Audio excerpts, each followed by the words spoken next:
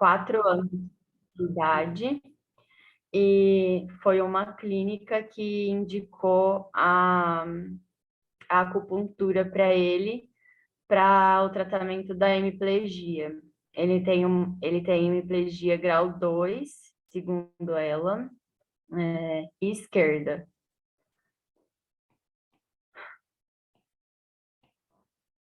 Uhum. Aí eu fui tentar estudar, né, os pontos, até mandei lá no grupo, discutir com as meninas, deram sugestões, e como eu não sabia qual era a causa dessa hemiplegia dele, Uhum. porque eu andei pesquisando e aí você fala neurológico, neuropático, disfunção muscular, mas eu não sabia qual era a causa, eu procurei um ponto de musculatura que está lá na terra, né? Se não me engano. Um ponto para sistema nervoso, e aí fiz um ponto de cabeça e pescoço, e os outros locais, que até ela, acho que foi a Gabriela que passou lá no grupo a listinha que eu não tinha imprimido.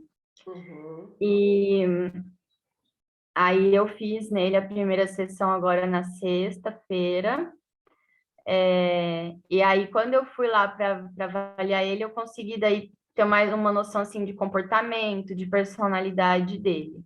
Tá. Ele é um cavalo super ativo, bem curioso, muito dócil. A única coisa que eu reparei nele é que ele é assustado. Eu fiz aquilo nele também. Aí, assim, com a caixa, ele não se assustou, sabe? Eu vi que ele teve interesse, ele foi, cheirou a caixa, mas o barulho da caixa fez ele ficar todo alerta. Uhum. Foi a única coisa, assim, que eu pude perceber de comportamento diferente dele, foi essa questão dele ser assustado. Tá. Deixa eu só fazer um negócio. Eu vou. Lembra a ficha que eu mandei para vocês? Ficha de avaliação, acompanhamento do paciente pela medicina chinesa. Uhum. Eu vou colocar ela aqui no iPad e a gente vai fazendo, né, respondendo as coisas em cima da ficha, porque é algo que vocês provavelmente vão usar no caso clínico de vocês, certo? Tá. Então a gente já faz direto, né? Uhum. Tá? Para vocês irem seguindo. Então fala de novo para mim, eu não coloquei nenhum espaço aqui para a gente colocar o histórico, né? Eu vou achar aqui, que fica apertado aqui, mas vou colocar aqui no cantinho. Então, personalidade, você falou que ele era. Como é que era? Ele é dócil, bem Nossa. ativo, Uhum, ele tem bastante curiosidade uhum, e é assustado. certo. Tá. Daí, pessoal, dessas características, o que que vocês acham? Ele sempre foi assustado ou ele está assustado? Você chegou a perguntar. Não, diz que ele sempre foi assim. Sempre foi assustado. Tá. Uhum. E aí, pessoal, que elemento é? Ela começou a falar, eu pensei em fogo, né? Só que quando ela falou assustado, Eu achei que fosse mais Água. para madeira. Água. Água. Água. Água. porque ele não é agressivo, não é nada, né? Uhum, exato. Ah, se fosse só até curioso, eu ia falar fogo, mas assustado. Mas daí tem um assustado, né, no meio, por isso que... Exatamente. Então, dócil, ativo, curioso é fogo. Acrescentou assustado, virou água. Né? Quando que seria a madeira? seria aquele paciente agressivo. Agressivo. Aham. Isso ele não é. Facilidade e agressivo. Tá. Não, ele não é nem um pouco. Ele é bem. Ele assim, eu até brinquei com a dona dele. Eu falei, nossa, ele parece um bobão, sabe? Um meninão. Uhum. Sabe? Aqueles cavalos que você vê assim, parece que eles são crianção ainda, que ele não saiu do potro. Uhum. Grau 2 esquerda, né? Que você falou. Isso. Tá. Mais alguma outra queixa? Além da hemiplegia? Não. Nada. Não, ele tem ruído bastante na hora do exercício, né? Mas é por conta da hemiplegia, ele tem um ruído, Uhum. chia bastante. Há quanto tempo foi feito esse diagnóstico? Desculpa interromper, Ru. Tem acho que 2 semanas, Giane, que a clínica foi e fez a endoscopia nele. Tá. Ela até me mandou a imagem da cartilagem, depois se vocês quiserem eu compartilho. É só uma foto, mas ela me mandou. Uhum. É bom, até para a gente ver o grau também, né? Uhum.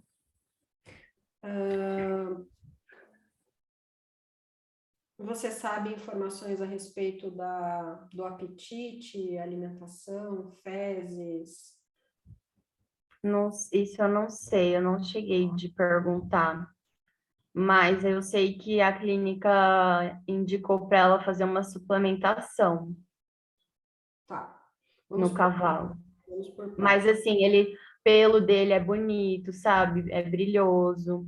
Ele tá agora com uma queda. Tá caindo bastante o pelo. Mas eu não sei se é porque agora começa a fazer muito calor aqui, mais do que faz de costume, mas ele tá com. Não sei se tá trocando, mas tá caindo bastante o pelo dele agora. Tá.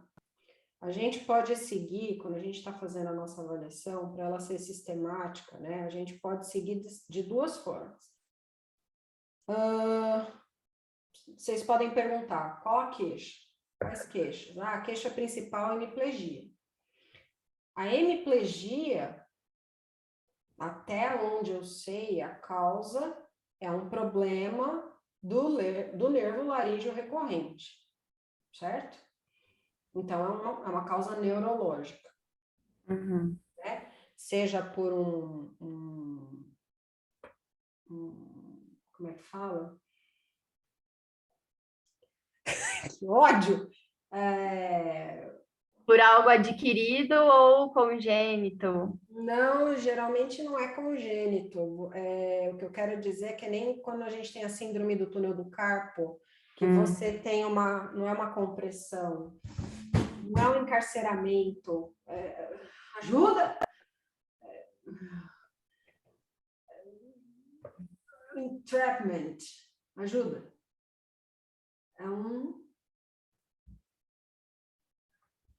Entrapment é encarceramento, não é? Mas Estrangulamento? tudo nesse sentido. Enfim, você tem uma compressão nervosa por algum motivo, seja uma massa, seja um músculo, então você pode ter uma neuropraxia, ou você pode ter uma alteração de cunho infeccioso, por exemplo, um herpes vírus, alguma coisa nesse sentido. Mas, de qualquer forma, a origem ela é sempre neurológica, né? Então, aonde vai estar a hemiplegia? Qual elemento? Na água. Na água. Então, já vamos colocar ela aqui. A hemiplegia está na água. Aí a gente tem, né, que você falou espontaneamente da queda de pelo. Queda de pelo seria até assim aceitável se a gente estivesse entrando no verão aí no Brasil, mas você está entrando no inverno, né? Por mais que seja quente, não é Então, esperado. mas é que aqui não tem inverno. Não, mas no Brasil inteiro não tem inverno. No Mato Grosso é quente o ano inteiro. E agora, essa época do ano, como para de chover, o calor aqui aumenta muito. Tá mais quente ainda. Uhum. Tá, mas é uma É um sol para cada cidadão. E assim, esse cavalo tá em Cuiabá, logo em Cuiabá. Mas Bem nossa, só perdeu, gente. fresquinho. Bem fresquinho. Mas o pelo tá bonito ou ele tá bonito? Tá brilhoso, Tá. Então, não tá assim com aparência de opaco, não tem nada disso. tá. Então, a gente recebeu a queixa principal, agora a gente passa por todos os sistemas, a gente perguntando, né? Então, eu já perguntei da terra. Alguma alteração em termos de apetite, de fezes, e lá, ela falou que não. Ótimo. Aí a gente vem para o metal. O pelo, ela já falou. Tem alguma alteração de casco, quebradiço, doença respiratória, cauda, crina? Não, Nada. não. Ele só tem uma cicatriz no membro anterior esquerdo, que ele fez um corte faz pouco tempo e não cresceu pelo. Ficou uma cicatriz só a pele, não cresceu pelo. Ela até perguntou, será que vai crescer pelo? Eu falei, não sei, às vezes não. Sem fazer nada, provavelmente não. É. Tem que fazer alguma coisa, se não crescer sozinho não vai, né? Sim. Aí a gente vem para a água, né? Tem alguma alteração reprodutiva, não sei se é castrado ou não. Ele é castrado. Castrado, né? Você tinha falado lá antes. No sistema urinário, urina com frequência, não, normal. Normal. Ingestão de água normal. Sim. Tá. Aí a gente vem para madeira.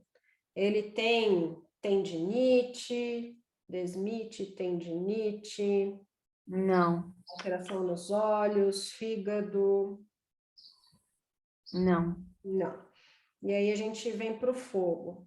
Algum tipo de anemia, alteração, distúrbio metabólico? Também não. Não. Então, o que a gente tem? A gente tem um paciente cujo problema dele, ele provavelmente é água e ele está com um problema água, né? Então, bom, não vou falar ainda, calma, vamos seguir aqui. Vamos seguir a ficha, né? O certo era seguir a ficha, então nós vamos seguir a ficha. Em termos de yin e de yang, né? Você já pode falar que é uma deficiência de água, não? Sim, é uma deficiência de água, tá? Então já pode colocar aqui. É uma deficiência de água. Perfeito. Em termos de yin e de yang, frente a esse cenário, né, que a gente está vendo aqui. Então, olhem para os 5 elementos. Lembrem que a água é o quê? É yin ou yang? Yin. É yin, né? Então, o que a gente tem em termos de equilíbrio ou desequilíbrio yin e yang nesse paciente? Ele está com desequilíbrio de yin. Desequilíbrio de yin, ótimo. Para cima ou para baixo? Para baixo. Para baixo. Exatamente. Então, ele tem uma deficiência de yin, né? Uhum. Um excesso aparente de yang, tá? Uhum. Excesso aparente de yang. Ok. Então, vamos colocar aqui, né? Deficiência de yin. Ok. Vamos lembrar dos nossos fatores patogênicos. A gente tinha fatores patogênicos externos e internos. Vamos fazer uma revisão? Quem que eram os nossos fatores patogênicos externos? Frio, calor, vento, Calor, umidade, frio, umidade, vento, umidade e contrário de umidade, Seco. secura. Uhum. Isso. Perfeito. Vamos pensar se tem invasão de algum fator patogênico? No caso da hemiplegia, a hemiplegia provavelmente é um distúrbio degenerativo, né? Existe alguma inflamação associada à hemiplegia? No caso dele, a clínica não falou. Não, provavelmente não. O quadro hemiplegia não é um quadro inflamatório, né? É um quadro. Será que a gente pode pensar em invasão de frio? Pensem no frio como algo de deficiência de movimentação, né? Congelamento. Eu não consigo Eu imaginar. pensaria no frio pela perda da função, assim, meio que Eu não consigo perda da pensar. função, congelou. Também não, eu não consigo pensar em invasão de frio nesse caso. Não consigo ter esse raciocínio nesse caso. Por que não? Invasão de frio, não. Porque não sei se o meu entendimento de invasão de frio está equivocado, mas para mim invasão de frio é literalmente invasão de frio. Não. Não? Não. Invasão de frio, da mesma forma que no calor, você pode ter uma inflamação, uma hipervascularização, um excesso de movimentação e tudo mais. No frio, é o contrário. É uma isquemia, é uma debilidade, é uma ausência de função. A cronicidade entraria, então? Cronicidade, com certeza. Lembra que a gente falou que as coisas agudas tendem a ser invasão de calor e as coisas crônicas tendem a ser invasão de frio? Fazer uma amostra, então. Pode ser? Sim, pode ser, tá? Então, eu pensaria em invasão de frio. Vamos ver se tem mais, tá? Porque pode ter várias invasões. O vento é aquela... basicamente, as características de vento é o quê? Prurido e erraticidade, né? Paroxismo. Não é nenhum dos dois, né? É algo estático, parado ali, simplesmente não funciona. Umidade seria edema ou efusão, né? O aumento de algum líquido, que também não acontece. E secura, né? Por exemplo, secura uma artrite crônica ou uma cerato-conjuntivite seca ou uma DPOC, uma ORV, uma DIVA, secura. Que também acho que não está associado. Então, penso que a gente pode encarar como invasão de frio, tá? E aí depois a gente vai ver os pontos para tratar isso, né? Quem eram os fatores patogênicos internos?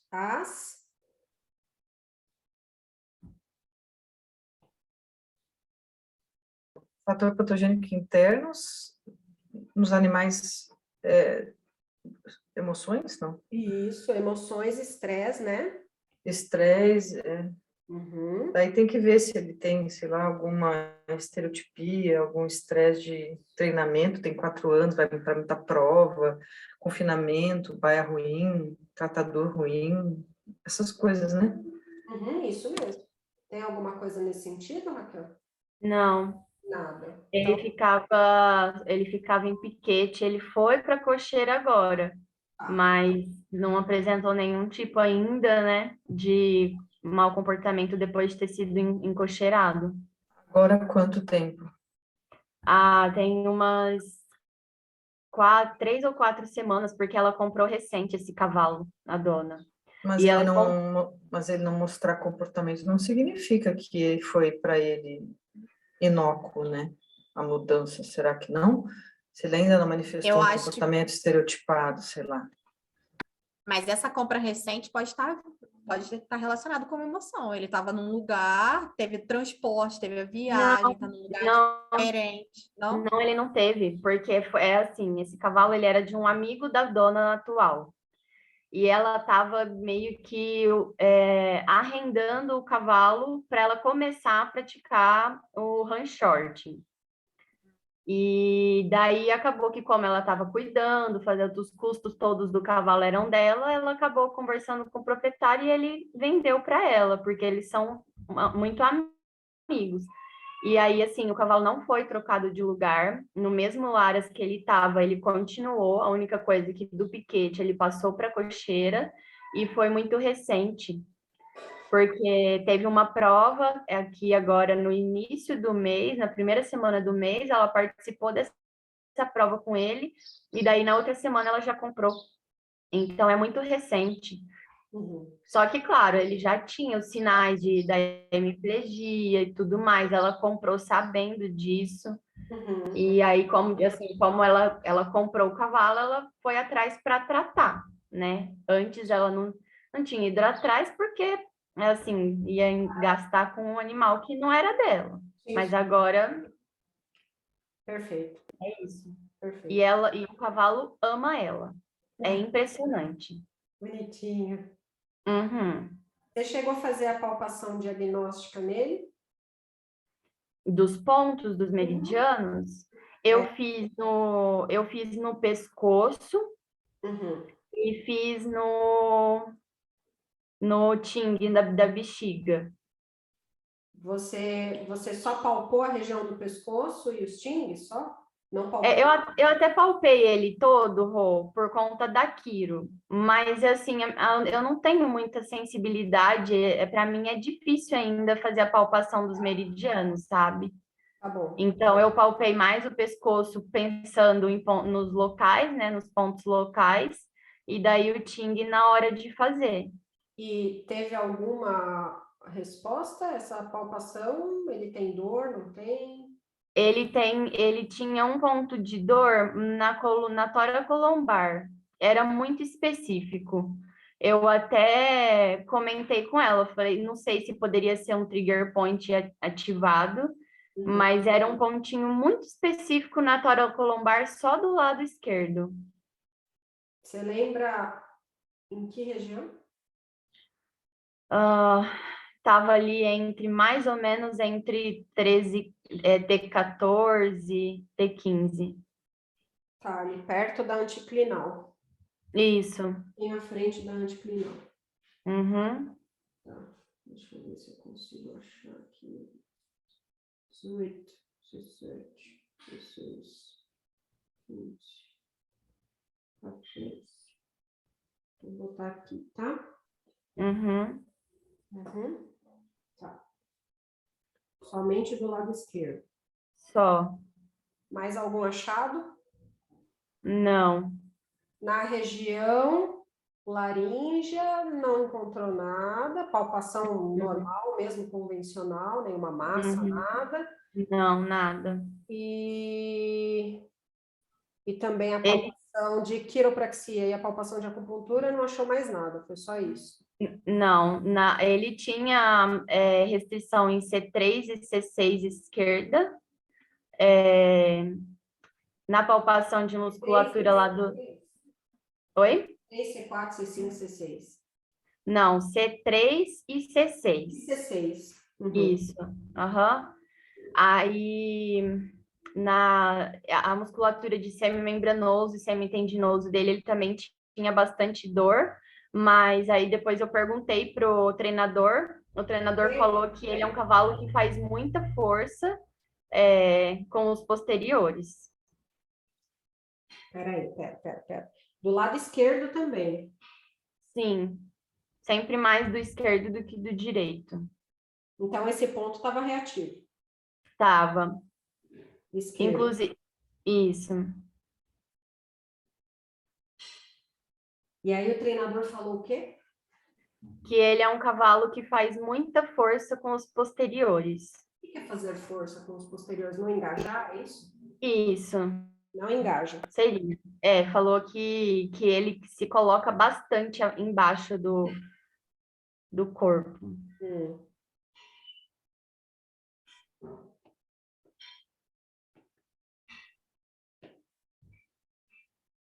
Interessante. Mais algum ponto?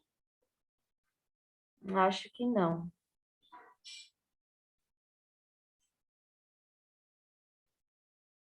Você sabe se nessa endoscopia foi examinada a bolsa gutural também? Acho que não, Rô. Ela só comentou comigo que ele conseguia ainda deglutir, deglutição dele que ainda estava boa, mas bolsa gutural não foi feita avaliação, não. Acredito que não, posso perguntar, mas acredito que não. Me corrijam se eu estiver errado, Tony, Maristela, Giane, que vocês estão mais na lida aí da clínica. O laríngeo recorrente não passa por dentro da bolsa gutural? Passa, né? Passa, tem que fazer o diferencial de qualquer problema de bolsa gutural. Exatamente, tem que fazer parte do exame também. Né? Com certeza. Pode ser uma E ela, de bolsa gutural, por exemplo, né? Ou um pólipo de bolsa gutural. então, ela falou que vai reavaliar esse cavalo, não sei se no próximo mês, mas eu posso pedir para fazer a avaliação da bolsa Com certeza. no próximo exame. Acho que isso é essencial, assim, porque eu acho que o primeiro diferencial que precisa ser descartado é dentro da bolsa gutural, né? Depois disso, aí você pensa em outras alterações, mas a maior parte das vezes tem a ver com bolsa gutural. Tá. E aí pode ser infeccioso, pode ser neoplásico, por isso que assim, a gente, né? Aí você vai ficar lá fazendo acupuntura, o negócio não vai dar efeito, porque nem Jesus Cristo fazendo acupuntura ia dar efeito ali, na verdade, né? Uhum. A gente precisa fechar Ah, bem. e Deus me livre, né? Você fazer uma quiropraxia num paciente neoplásico. Então, não, segundo alguns colegas, você pode, não tem problema nenhum, inclusive é super indicado. Não acredito nisso. Eu já ouvi isso. Bom, voltando. O que mais me chama a atenção, eu queria ouvir a opinião de vocês antes da gente avançar, é esse monte de reatividade do lado esquerdo, referente à dor, que me parecem que são pontos de dor recorrente, de dor referida, perdão, isso daí, né? Então, uma dor que provavelmente tem a origem ali na região de laringe, de C1 e tudo mais, e que está sendo referida no braquiocefálico, que está sendo referida na torácica e tudo mais. O fato dele não engajar posterior também mostra uma alteração de cervical alta, né? Não engaja porque não fecha, né? É a teoria do arco e flecha. Se você não tem a tensão do arco, a flecha não sai, tá? Então, você precisa ter o arredondamento, né? Então, assim, algo me leva a crer, frente a esses sinais clínicos, que existe algo ainda ativo e importante que está causando essa neuropatia de laríngeo recorrente aí, tá? Seja uma massa, seja uma infecção, o que for, né? Ainda está ativo, não é só uma degeneração, é isso que eu quero dizer.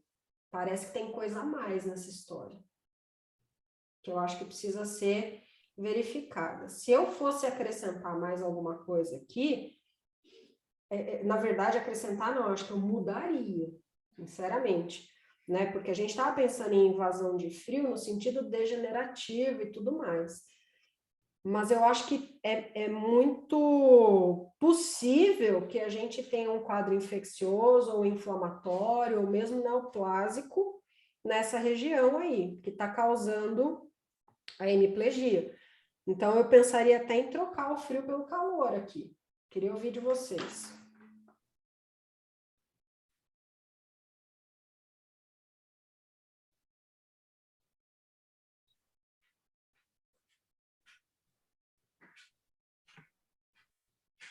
No caso, o calor como sendo um fator patogênico, né? Uhum. Eu acho que teria que fazer, assim, eu não consigo opinar sem você ter melhores exames do paciente. Eu ia dizer isso, porque eu não sei nem se foi feito. Não tem nenhum histórico, Oi? não tem nenhum histórico de administração de nada no pescoço, de alguma medicação, nada? Então, como Da foi feita terapia? como ela comprou recente esse cavalo, nem ela sabe. Tem algum histórico E assim, tem secreção? algum também, pelo que eu li, quando foi feita a administração, quando a hemiplegia é causada por uso de alguma substância irritante ou algum erro na aplicação, ela vem acompanhada de uma falha muscular ou de uma atrofia muscular. Não sei se isso é regra, Faz sentido. isso é o que eu achei em artigos, mas ele não tem Uhum. falha muscular, nem atrofia muscular em nenhum dos lados do braquicefálico. Ele tem histórico de secreção nasal do lado esquerdo? Não. Nada. Tá. E assim, eu não perguntei, a clínica, ela simplesmente falou assim para mim, ele tem uma hemiplegia grau 2, e isso, e eu indiquei para ela para você fazer acupuntura, porque eu sei que no Jockey Club, não sei aonde, o pessoal tinha muitos bons resultados fazendo acupuntura em caso de paciente com hemiplegia, não sei o quê. Então, assim, as informações que ela me passou também foram um pouco vagas, sabe? Eu não sei se ela nem se ela chegou de fazer exame laboratorial, tipo um hemograma, um bioquímico, alguma coisa assim, para saber se tem alguma outra causa ali, né? Porque muitas vezes o paciente às vezes tem uma infecção e não está apresentando sinal clínico assim tão evidente. Ô, Eu? deixa eu só a gente arrumar a informação, Rô, porque na bolsa cultural não tem o laringo recorrente, tem pardo vago que inerva o laringo recorrente, por isso que pode ter relação, tá? Ah, ótimo. Quem que é na Bolsa Cultural? Da bolsa cultural é o facial, glossofaríngeo, vago, hipoglosso e o acessório. Então, aí o vago, quando é lesionado na bolsa cultural, repercute No no laringo recorrente, porque ele é nervado, né? Ele é nutrido pelo vago, né? Tá. Tanto que a administração de medicamento pega o vago ali também, o trajeto da parte do pescoço do vago. Só para a gente não falar besteira. Ótimo. Obrigada. Importante. Eu lembrava isso da graduação, assim, mas muito ótimo. Na palpação de Tings, você encontrou alguma coisa, Raquel? Só a bexiga 67 mesmo. Bexiga. Uhum.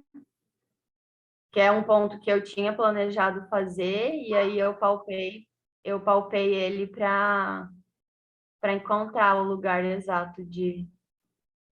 Tá. Esse foi fácil de tava bem assim, diferente a consistência. Interessante. Você palpou dos dois lados esse time, Raquel? Eu fiz só do lado esquerdo, Jeane. Não palpei do lado direito. Mas provavelmente, talvez não tivesse na mesma amplitude, mas provavelmente já tá também. Eu achei, ele sangrou bastante. Sangrou bastante, legal. Aham. Você palpou primeiro, depois você fez o time. Depois Isso. você agulhou. Isso. Quando você palpou, você sentiu que estava com menor consistência? Sim, ele estava, como que eu vou dizer? É como se ele tivesse um pouco mais maleável. E o restante era um pouco mais firme. É isso aí. Não sei como. É isso aí. E quando você fez e quando sangrou, você lembra a cor do sangue? Ele era um vermelho bem escuro. Tava um vermelho bem escuro. Não era aquele vermelho vivo, assim, sabe? Era um vermelho escuro.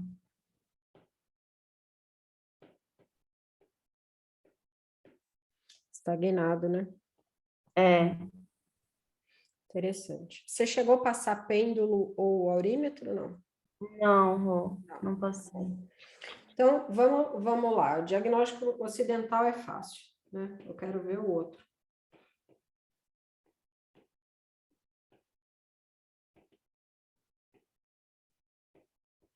Diagnóstico na medicina chinesa. Então, a gente já teve aqui, né? Deficiência de água, com deficiência de IN. Não vamos colocar invasão de fator patogênico, porque a gente não sabe o que é, na verdade. A gente não sabe se é frio e não sabe se é calor. Então, não põe, tá? É o que eu falei, a gente não sabe a causa, né? Então, vamos colocar aqui, ó. Deficiência de água e IN. IN de quem? De quem vocês acham? Do rim ou da bexiga que está em deficiência? Eu acho que é da bexiga. Por quê?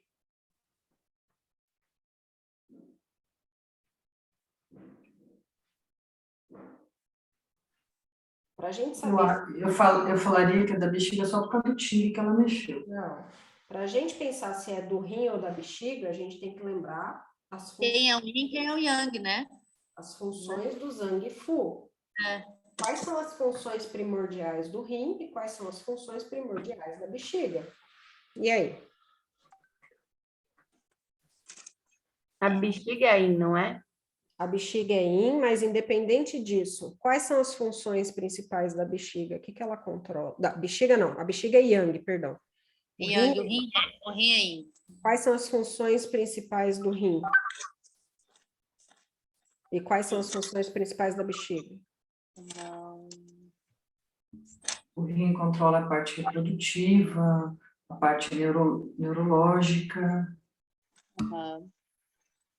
É isso aí, reprodução, neurológico, ossos, articulações, sistema urinário, tudo o rim. E a bexiga faz o quê?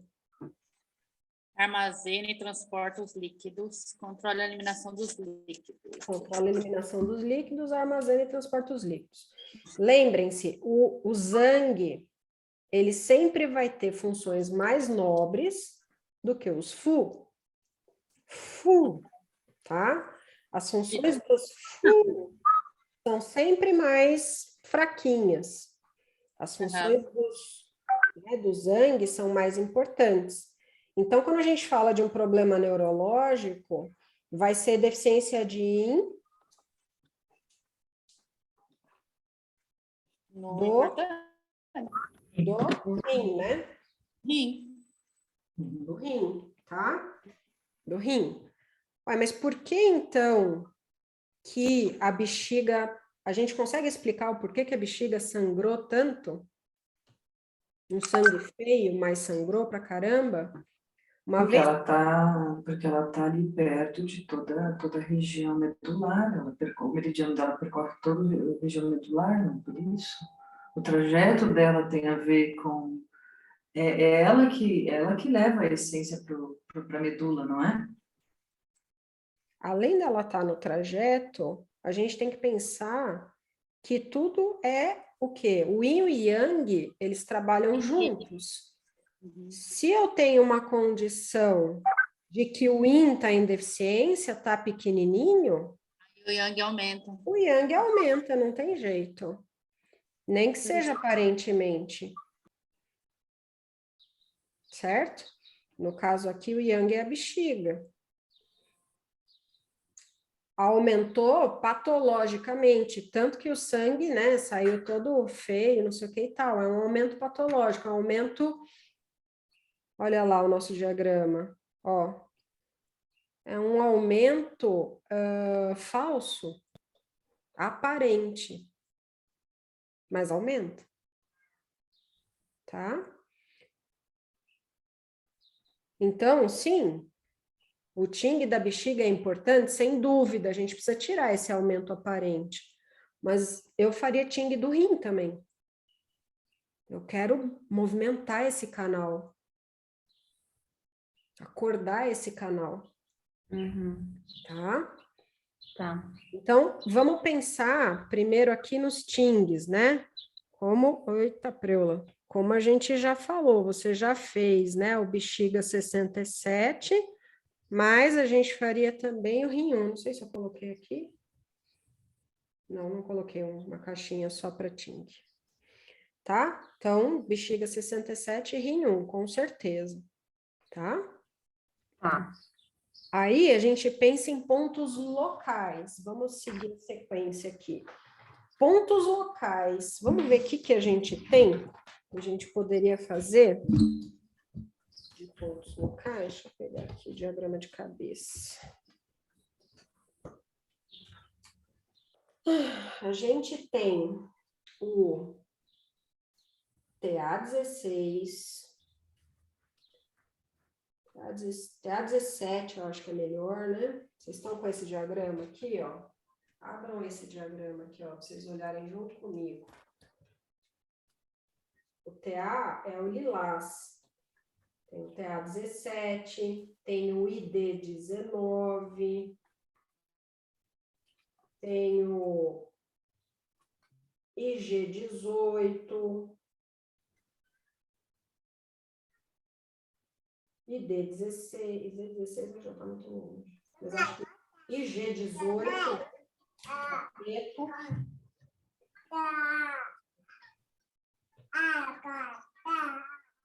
Só cabeça, só cabeça. O que é isso aqui? ID17, que é o rosa, ID17, TA16, por exemplo. Tem 3 pontos interessantes para a gente fazer aí. Né? Então, Obrigado. Tem um monte. né? Aninha, você quer falar? Rô, eu tinha colocado o pulmão 7, porque tem uma tabelinha que você passou pra gente que ele era como de cabeça e pescoço. Sim. Eu posso manter ou eu retiro esse? Não, Ele é o mestre de cabeça e pescoço. pode. Ele é mestre de cabeça e pescoço. Você pode colocar ele aqui, ó. Pontos regionais, né? Que são os mestres. Cabeça e pescoço.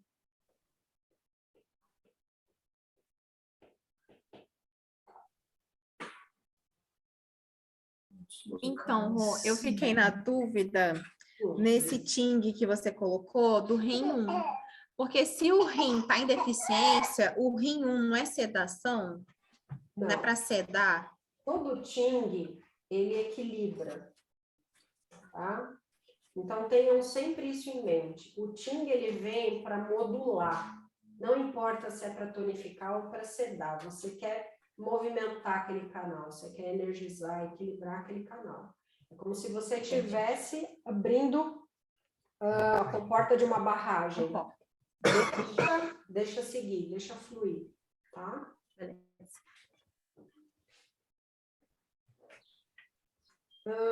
Pontos sintomáticos, a gente pode pensar, por exemplo, nesse caso que é neurológico, né, em pontos de sistema nervoso central, de start do sistema nervoso central. Por exemplo, o VG20.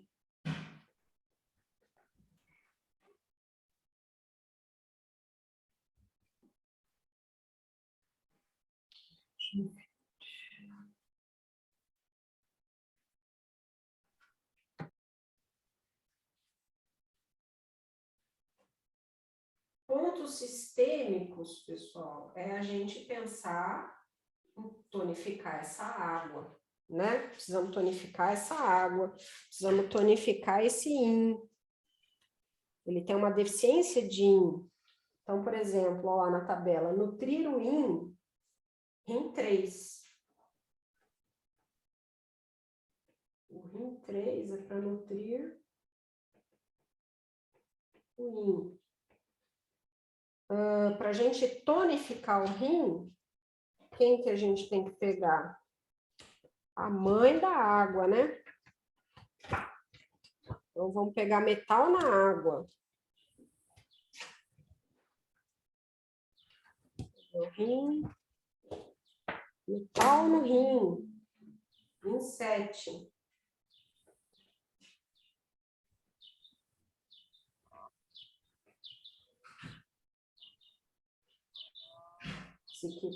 O rim 3, ó, coincidentemente, é o fonte também. Eu ia falar, pode fazer o fonte, mas o rim 3 já é fonte, então já está fazendo. Pode fazer água na água, que é o rim 10. Pode fazer. Colocando várias possibilidades. Não precisa fazer todos os pontos na mesma sessão. Pode escolhendo, né? Variando em função das sessões, tá? Precisa transformar o animal no ponto espinho. Então, os pontos locais, seria interessante eu fazer bilateral ou indiferente? Porque eu fiz no primeiro, eu fiz... Hã? Eu falaria, na verdade, para você, que seria o próximo passo aqui, que nesses pontos locais, o ideal seria você fazer eletro de estimulação, certo? Então, por exemplo, tá? Vou colocar aqui, né, em demais terapias, eletroacupuntura de estimulação, ou seja, baixa frequência, né? Por exemplo, 10 Hz, tá? Você pode fazer do tipo burst, a onda. E aí você pode unir, por exemplo, o IG18 ao TA16, né? Você une o IG18 ao TA16 e faz a eletroacupuntura aí nesse sentido, tá?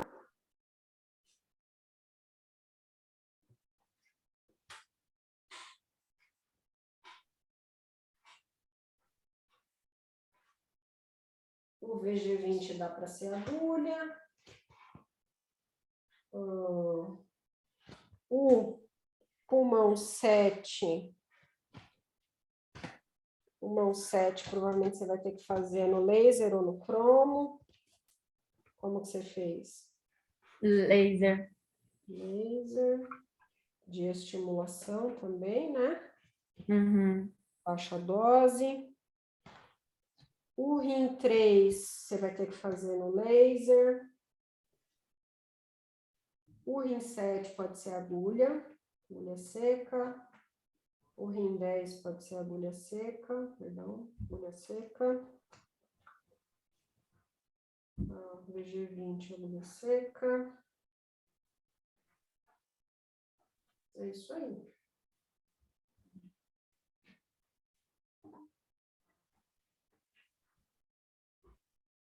Então, você vai fazer eletro do lado esquerdo.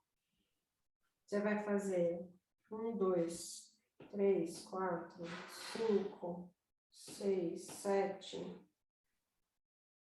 7 pontos. Pode fazer gerais aí? Estômago 36? Pode. Tá? Eu fiz o estômago 41. Para quê? Porque como eu não sabia qual era a causa, eu coloquei um ponto de musculatura. Não acho necessário. Acho que você pode atacar a neurologia, porque mesmo quando você tem alteração muscular, é de neurogênica. Então, a causa vai ser sempre neurogênica. Tá. Tá? Tá bom. Então, eu acho que o que você pode acrescentar, né, na sua avaliação? Você pode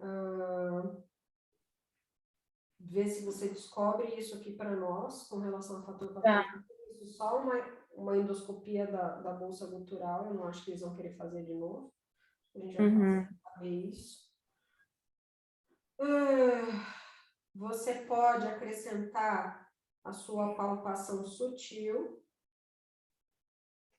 para você ver se tem alteração da mesma forma que tem nos TIMS. Você pode fazer nos pontos de alarme e associação para ver se tem alteração, tá? Você pode, a língua não necessariamente, mas você pode usar o pêndulo ou o aurímetro para trazer para a gente informação dos chakras. Provavelmente vai ter breuba nessa região aqui. E aí é interessante você trazer para nós que tipo de breuba que deu, né?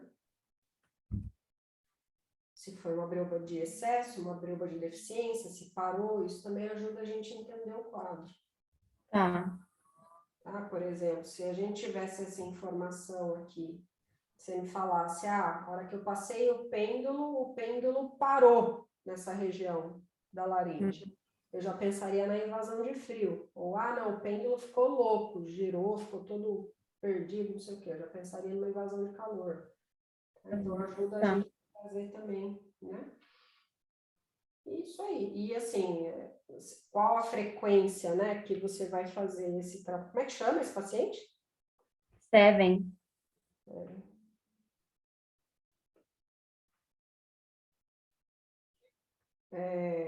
Você vai lá uma vez por semana, duas, como é que vai ser? Eu acho que eu vou uma vez, porque é longe, né? É em Cuiabá, é tipo 120 quilômetros daqui. Tá. Uhum. Beleza. Aí você vai contando pra gente, então. Eu gostaria de fazer mais vezes. Eu até pensei pedir para uma pessoa que eu gosto da conduta lá, pelo menos ensinar para ela o local dos pontos, como se faz, para ver se ela conseguiria dar uma frequência maior para mim, né? Uhum. Eu acho que eu teria um resultado melhor, Sim. porque acaba que, assim, pela distância, talvez não compensa ficar pagando o deslocamento, sabe? Sim, com certeza. Para ir tantas vezes, assim, na semana, então, para facilitar. Uhum. Se fosse trabalhar uma terapia, pessoal, o que que vocês usariam nesse caso aqui?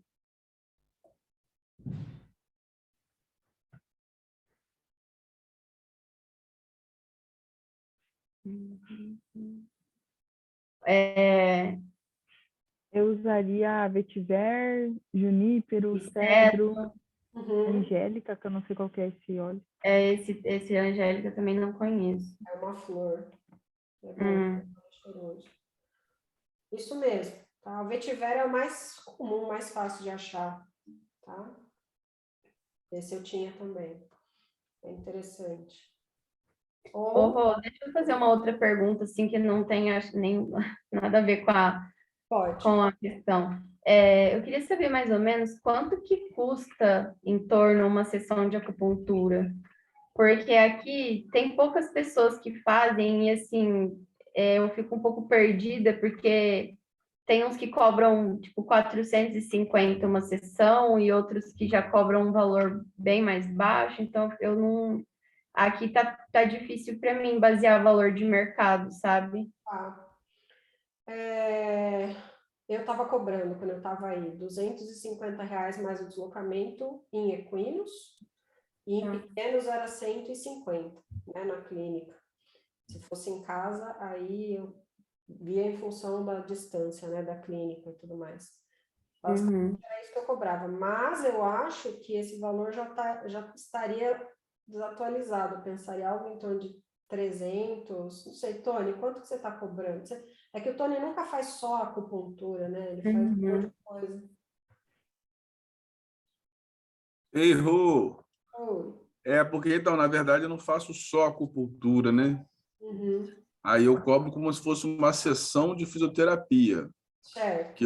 eu utilizo, assim, o que eu tenho. Se eu vou usar o laser, né, massagem, acupuntura, campo magnético, É aí difícil eu cobro R$ 400. R$ 400. Mas mesmo assim, eu também nunca fazia só acupuntura, né? Era alguma, pelo menos assim, acupuntura e quiro, acupuntura e liberação miofascial, acupuntura e alguma físio, alguma coisa sempre tinha, né? Não era só. Aham.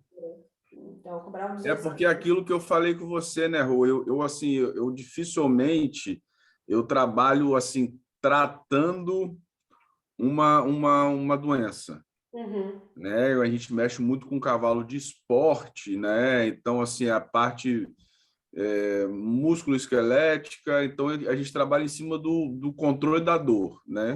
Aham. Então, assim, como essas questões, assim, até como eu estou muito tempo sem participar, eu estou até ficando só ouvindo mais, Não, pode falar. e então, assim, eu trabalho muito em cima de pontos locais.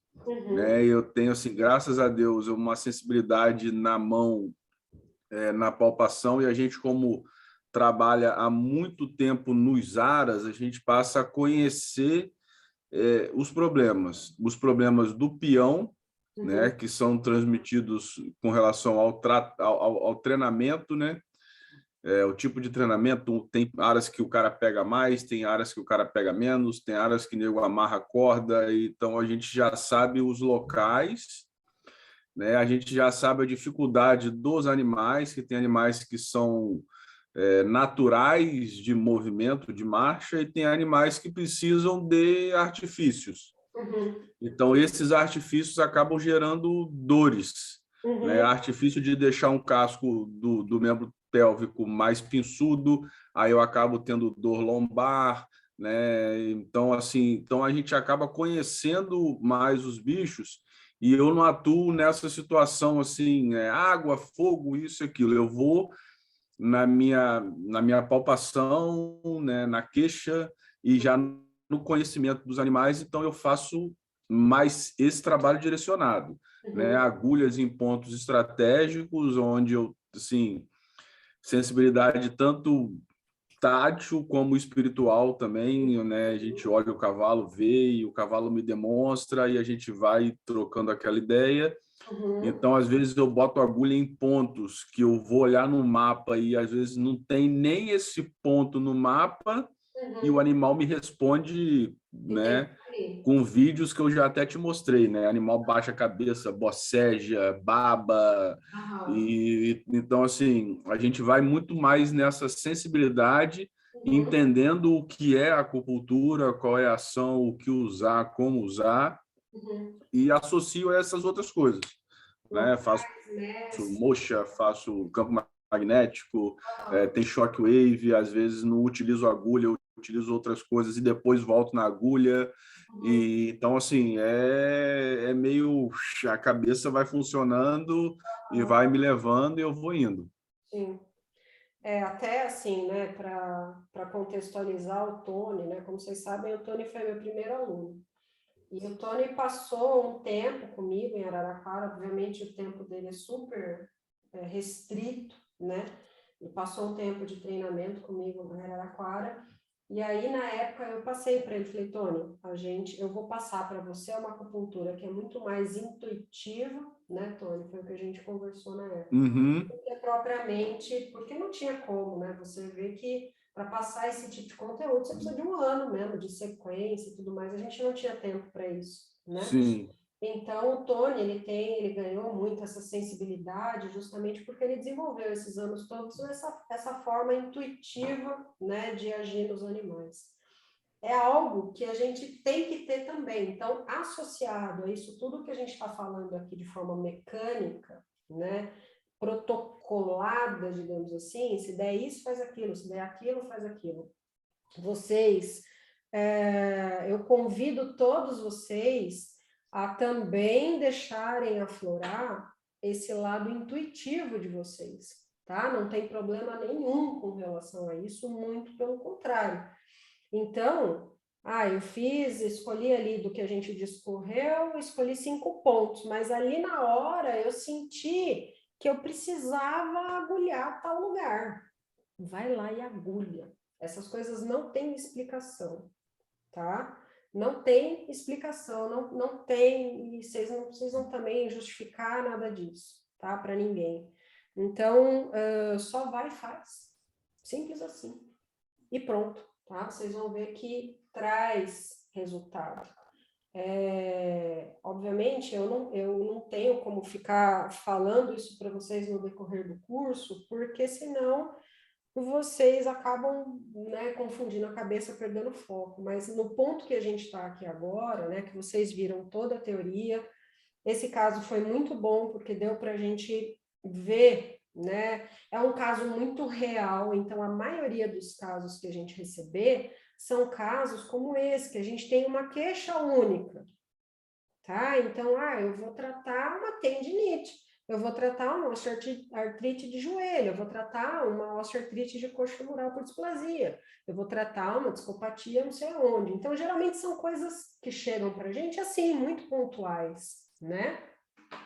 Então, eu acho que deu para exemplificar bem, né, tudo que a gente pode utilizar de ferramentas e tudo mais, mas no dia a dia, a gente vai ter que também, obviamente, esse trabalho, né, da gente ver a eletroacupuntura local é importante, a gente ter o atlas, olhar e tudo mais, mas no dia a dia, a gente vai trabalhar muito pontos locais e pontos mestres ou pontos sistêmicos associados a esses pontos intuitivos nossos, tá? E é bem nesse sentido também, esses pontos intuitivos, vocês não precisam se prender nem ao Atlas, pessoal, tá? Até porque, lembra que eu falei que o Atlas é um guia, mas que lembra lá naquela aula de acupuntura japonesa, né, que eu falei para vocês, que eles levam em consideração que cada animal tem as suas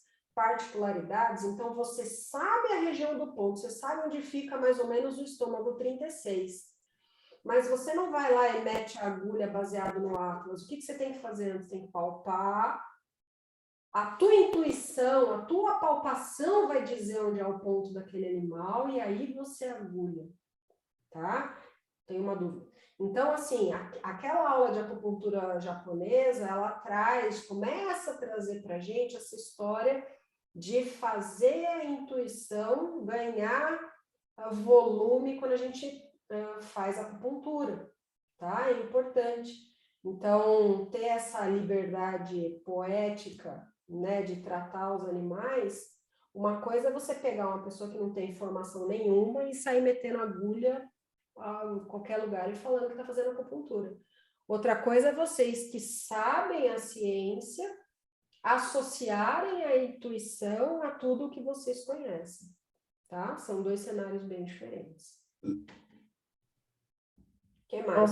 Esses dias eu fui fazer um ponto numa égua e a agulha entortava e não aprofundava de jeito nenhum. Eu tive que deixar só uma pontinha assim.